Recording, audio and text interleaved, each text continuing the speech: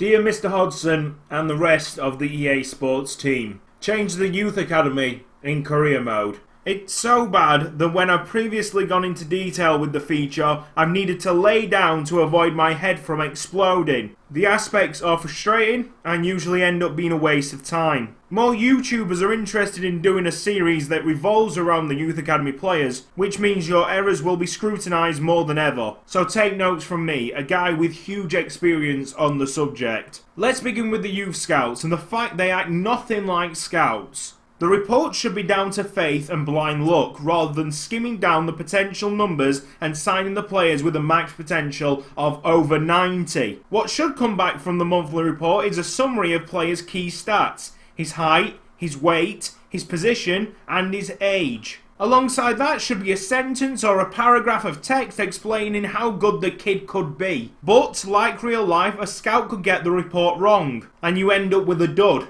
And what's with the price of the scouts? You should pay a wage to the scout, not a drastic one-off payment.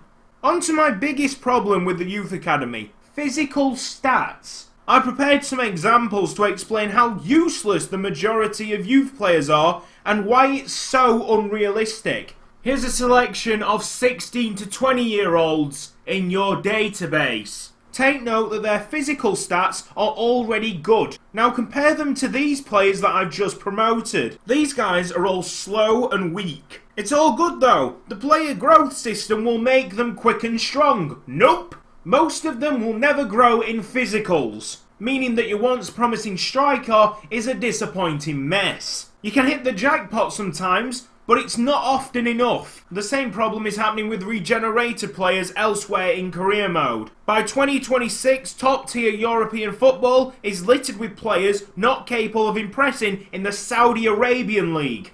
Oh, and well done by the way, adding that popular league. It made up for the fact that you completely ignored us that year. On the subject of physical growth, when the system works obviously, why does it have a drastic increase in speed? You develop your pace at an earlier age, certainly younger than 16. What you do gain around 16 is strength, another stat that in 99% of cases never improves. Not even in defenders. Hardman Matt Pennington weeps tears at his 61 strength. Pennington! Which moves me swiftly on to my next point. Defenders. They come in all shapes and sizes, but not 5'7". In FIFA 13 you could have mutant strikers at 6'8", but you guys took it out because it was unrealistic, completely blanking out the fact that the same system could equally give you tiny centre-backs. You take away the good things that come out of your shoddy work like Domenico Piscopo and leave the community in the fumbling hands of Papa Smurf. It didn't take a lot of playing FIFA 13 to find out that the height of the players were bizarre. I'm disgusted that in FIFA 15 we're nowhere nearer to having a system that's normal. I have one question.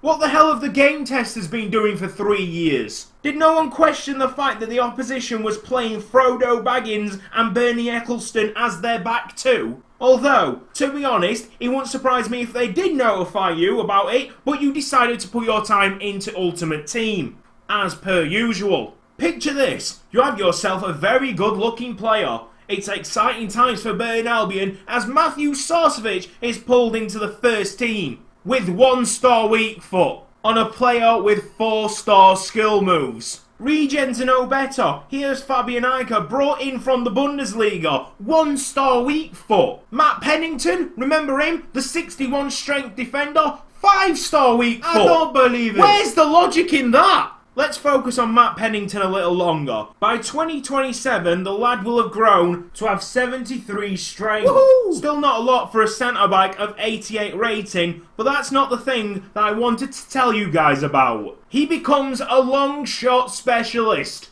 A long shot specialist. Could be worse though. I guess the fullbacks could be the best strikers your academy ever develop.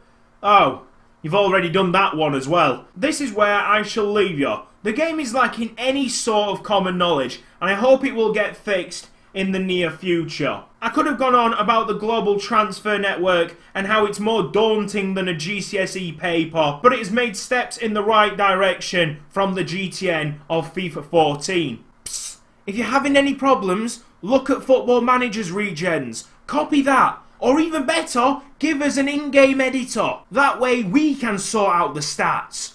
I've applied for the game test in March, and if I'm one of the lucky ones, I will not be giving FIFA 16 an easy time. I won't be dicking about at the event. I will take the opportunity to point out its flaws. After all, I can dick about when the game hits the shelves. This has been Cutsy. If anyone from EA has watched this video, please take note. To anyone who's enjoyed this video, please give it a like and share it with as many EA representatives as you can. Thank you for watching. I will see you next time.